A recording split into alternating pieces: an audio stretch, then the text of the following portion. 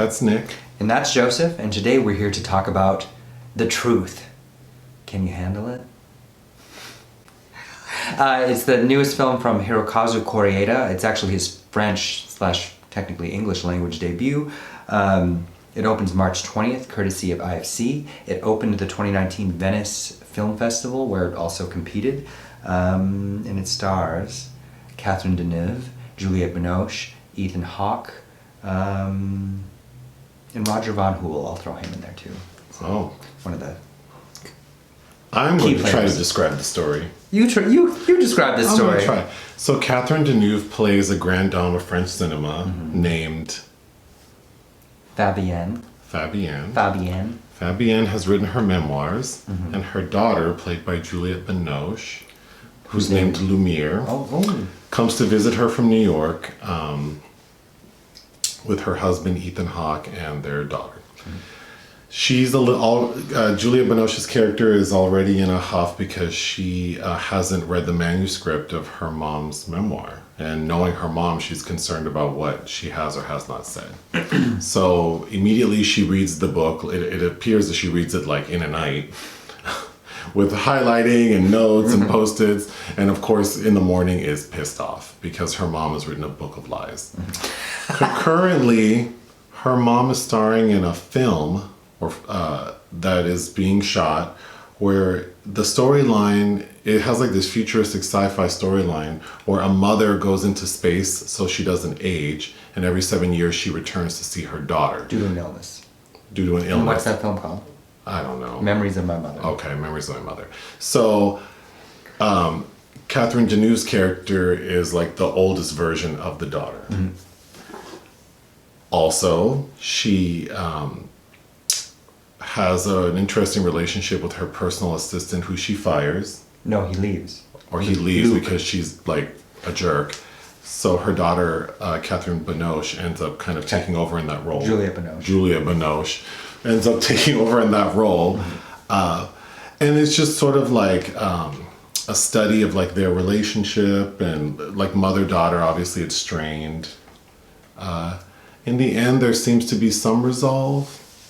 This film was all over the place. You're forgetting a third kind of element that's attached, that's working against them all too. The ghost of Sarah. Oh my God. So it's okay. This convoluted plot, there's one more component, which is there is a woman named Sarah who initially I thought was like the nanny, but then we find out that it was like a friend who was also an actress, like one of Catherine Deneuve's character's contemporaries, who was like a mother figure to Juliette Binoche's character.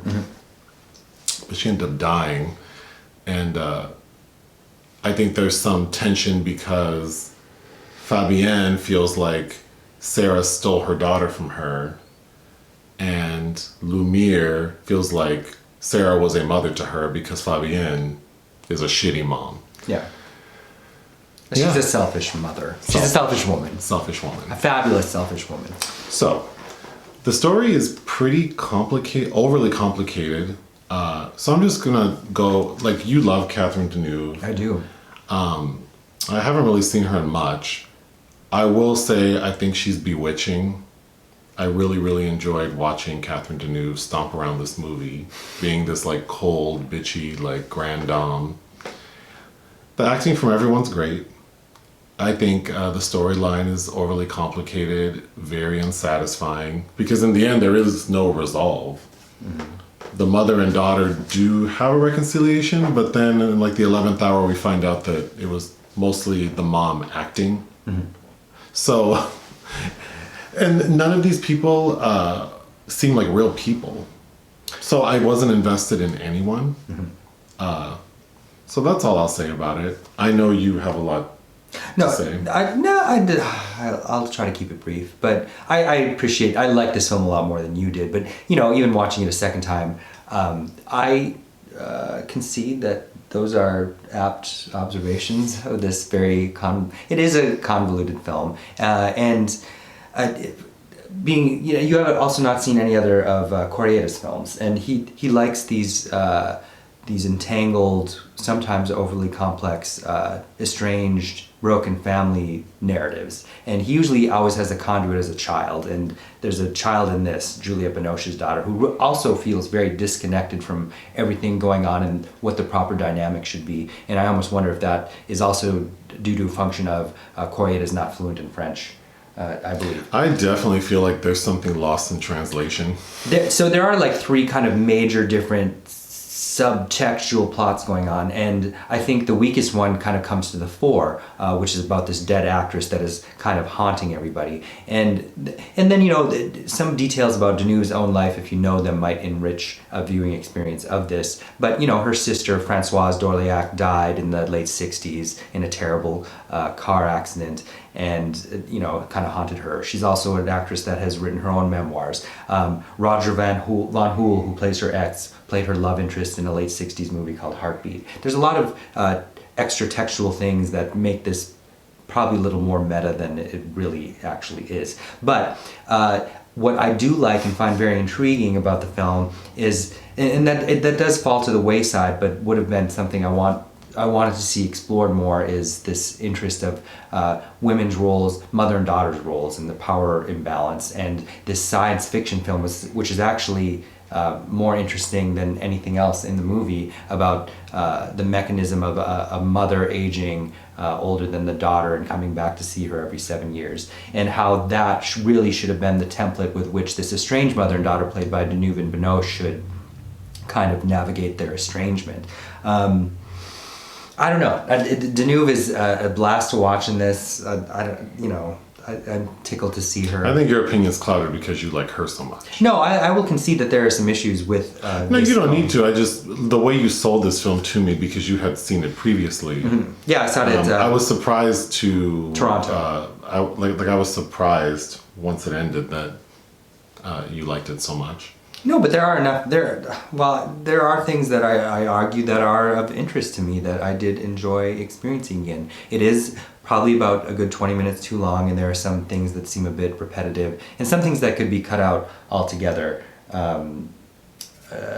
such as the young girl, I think, could be cut out altogether, or the reconciliation with her assistant, to me, seemed that could be cut out too. Anticlimactic.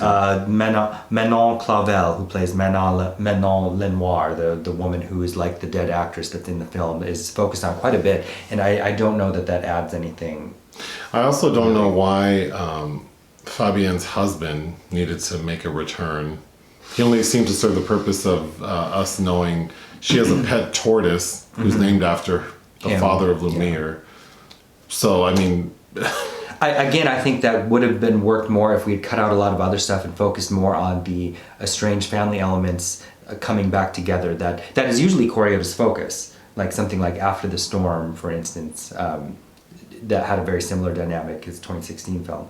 I don't know. Like, I probably am a little clouded because I probably will watch this again because Deneuve is fantastic in it. She's a lioness, and working with Kore-eda and Binoche comes across as a bit shrill, but I think her character is supposed to be that way. But she's also an actress that I find fantastic. Like she's easily, at least I think, to connect to emotionally, even in something that's rather superficial like this for her. But I could tell they were all having fun. You said you liked Ethan Hawke.